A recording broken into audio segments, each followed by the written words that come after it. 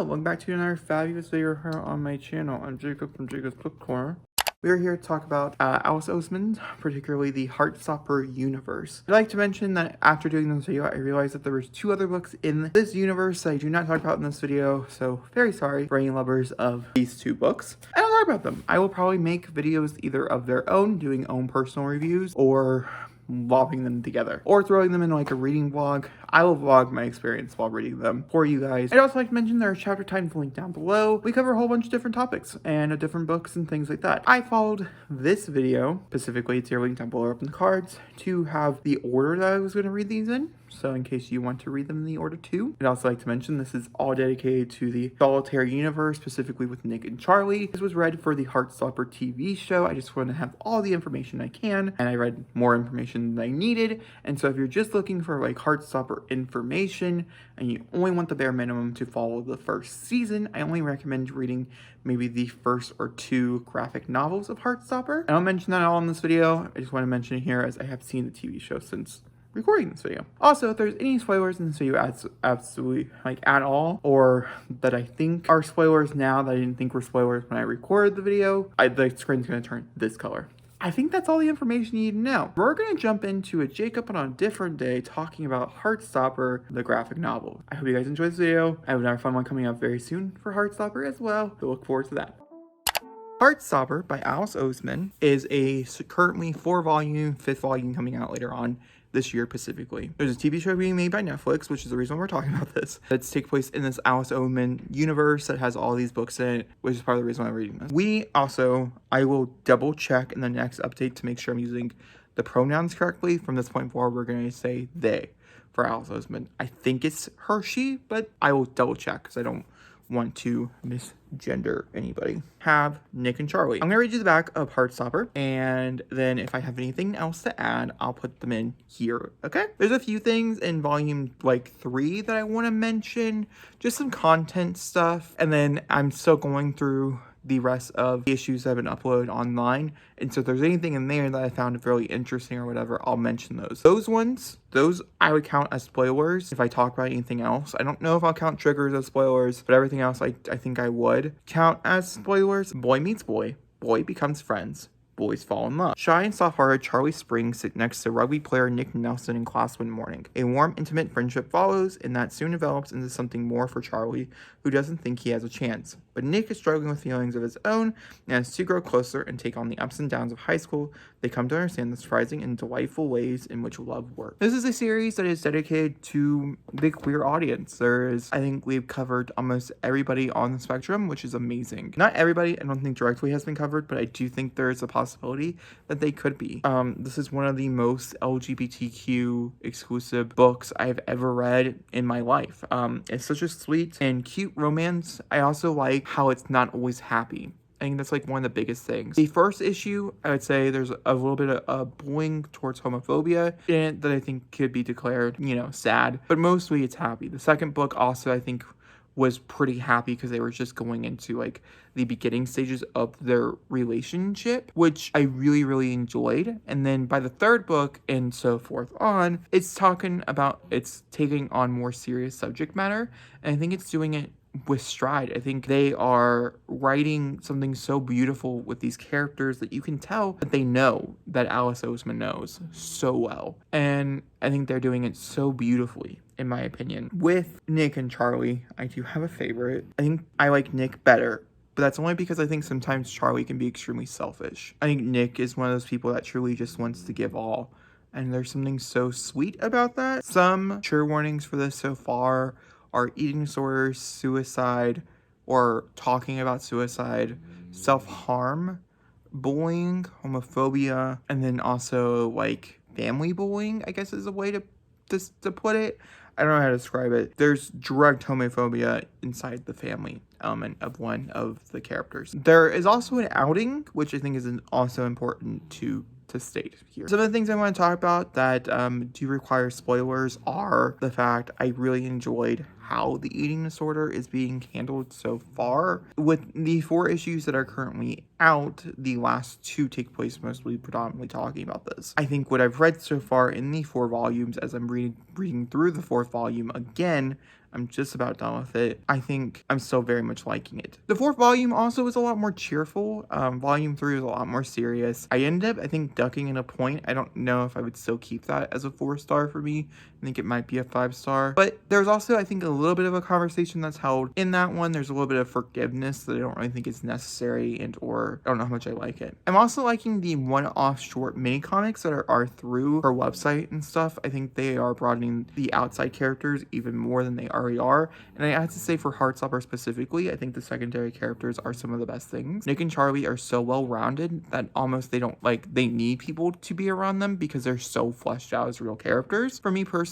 And so I think the side characters are just as important. I think personally for me, I think I get bored with Nick and Charlie if they didn't have the people around them, because of the simple fact that they're so well-rounded and so well-made and so well-crafted. And I really like a lot of side characters and stuff. A lot of Charlie friends I just adore. I like a lot of the relationships that are sprouting out. Like I said, this book covers many different topics for the LGBT community, and it's just really, really beautiful.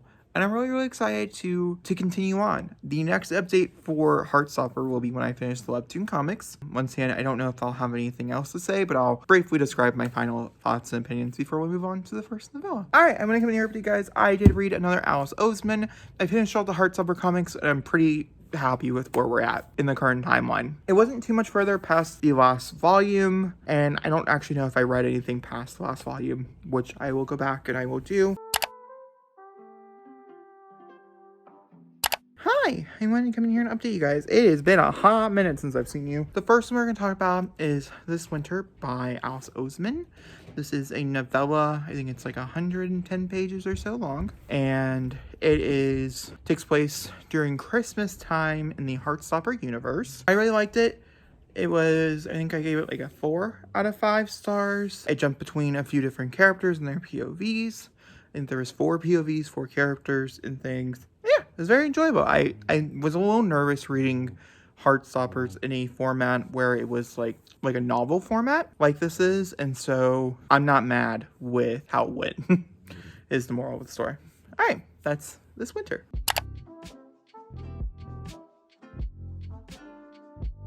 All right, Alice Oseman, Heartstopper universe readathon thing. We moved on to Solitaire. Solitaire is Tori's book. This takes place after This Winter in the timeline, so it's right after Christmas. This is the beginning of their next year. And Nick and Charlie have already made their first appearance, which is amazing. That made me very, very happy inside. Once again, I'm going to try to keep these all very non-spoilery for anybody who wants to read them as well. I totally can in that matter, because I do think we'll probably talk about a little bit of spoilers, but not too much. This follows Tori as, like she said, she's starting her next grade of school. I don't really know how British school works. It's very confusing, it sounds like, because I'm from America. I'm sure it's not confusing. I'm sure America's school is just confusing to you guys who are from Britain. And so I'm not really sure where she's at in school, but she's starting a new year's school. She is a quiet person. She's inquisitive, and it does seem like she's having some type of mental breakdown, which I think does add up to basically everything I've ever read about Tori, so we're on the same page here. And she ends up following these notes that lead her to one that says solitaire.o or something along those lines. She ends up meeting a boy through this, and it really is just that storyline. Like I said, anything else past that point, I'm going to declare a little bit of a spoiler, because that all happens in the first like 2 or 3 chapters. I'm in 30% into the book. I'm still liking it. Yeah. Okay. All right. I want to come in here and finish this section of the video out, which is Solitaire. I finished Solitaire. I just did. I really actually didn't think I was going to be able to. And then I got busy mining in Minecraft, and next thing you knew, the book was over. And essentially, I think I'm giving it a 4. It's a 3.5 to a 4 is where I'm laying. I just don't know what the right score is here. There are instances in this that I really, really like. And then there's also things in here that I don't like at all. One, I didn't like the reveal. I'm not going to tell you what the reveal is. Like I said, we're going to try to keep this as like non-spoilery as possible. But the reveal itself, I was not a huge fan of. I don't think it made a lot of sense. I think they're trying to make it make sense. But this is another one of those reveals where it's like pitted in background information that we don't have as a reader. Like we kind of have as a reader, because like if you read Heartstopper, it very much does flow.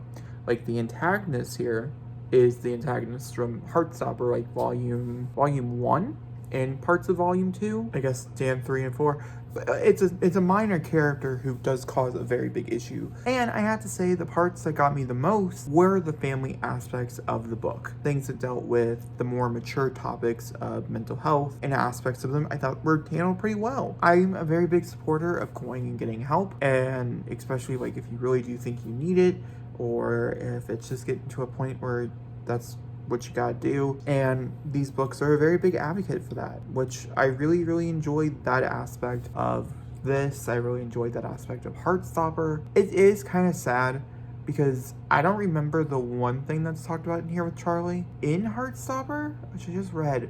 So I feel like I should know. And then hearing everything from Tori's point of view, Tori's an interesting character. There's parts of her character, like I think as a whole, she's very complex.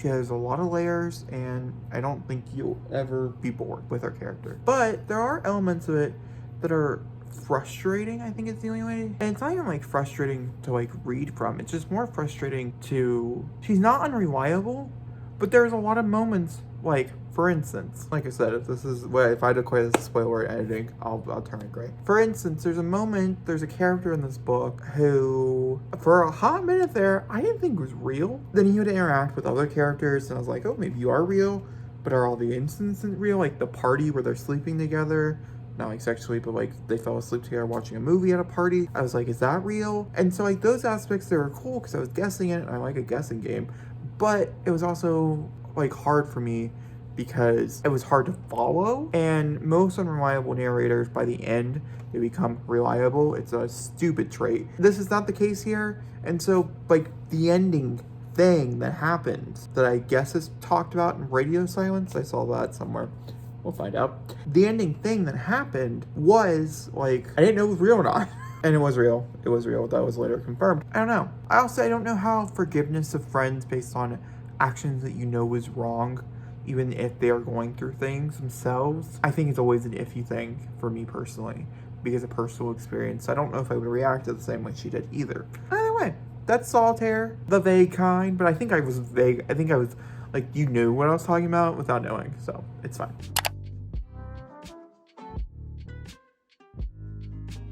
Okay, to continue this train along, I'm starting Radio Silence. This is the one I've been the most anxious to read. This is the one I've been most excited about to read. I feel like if I hate this book, I'm gonna be hated on the internet. I feel like this is the book people will click on this video for, as I've talked about my opinion on Heartstopper 1,010 times. So yeah, this is that. This is Radio Silence. I have no idea this is a book is about. Part of the reason why I didn't read it yet was because I think it's about aliens or some type of alien thing. I don't like aliens. It's just something to put out there. Don't recommend me alien things. I like reading smutty aliens, supposedly. That's the newest development of that situation.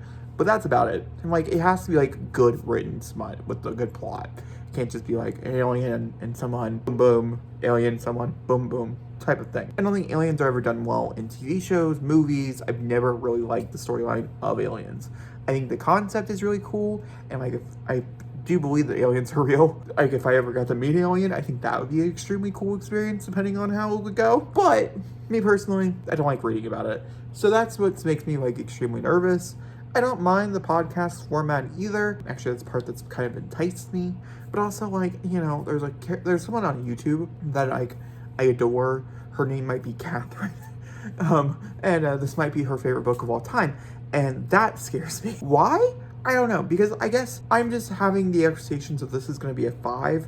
Because almost every other book I've ever read of recommendations from Catherine that are like 5, or Cat, they're like 5. You know, Cat's book dreams? Is that what it's called? I don't know. They've been 5s. Or 4.5s or whatever. So I'm just thinking to myself, oh my god, this is the one. And also, this one is pretty highly rated. This is the one that everybody reads from Allison Oseman's like fiction work that's not graphic novel related. We'll see how it goes. I don't recognize the main character's name, and so I do wonder if this is possibly like some side characters that are getting more detailed, or new characters that are going to interact with side characters. I'm not sure. I'm gonna listen to it for a little bit while I do some mining in the Sims in Minecraft. We will, I guess, pick it back up tomorrow when I come downstairs. That's the plan. Okay. Alright, I have somewhat of a big update for you. I did start Radio Silence today. This takes place after, it's like a year after the events at the end of Solitaire. The only reference here is the events, the ending of Solitaire. It's the very beginning, it's a prologue. I'm not going to explain to you what that is, but yeah. This follows a girl named Frances who is obsessed with a podcast slash like audio show that is called University. She like draws fan art and stuff, and it's like she wants to keep the whole secret. And she soon learns that someone who she knows is the creator of it, and they become really close friends. And it's basically about her trying to figure out if she wants to go to uni. Well, she does want to go to uni, but she's starting to realize maybe that's not actually what she wants, or if that is what she wants, maybe like the original goals and stuff weren't what she wanted. And it's about, you know, self-discovery, but it's also about fame and things. It's very interesting. I can understand my cat likes it, which is, you know, I was like, oh my god, if I don't give this a 5, Hero James is gonna hate me. Not that she has any clue who I am, but like, that's how I feel. I don't think it's a 5. It could be a 5. Who knows? I'm not done with it yet. I'm not started crying yet. I do keep waiting for someone to die. So I'm tired, which is why my eyes are watering right now.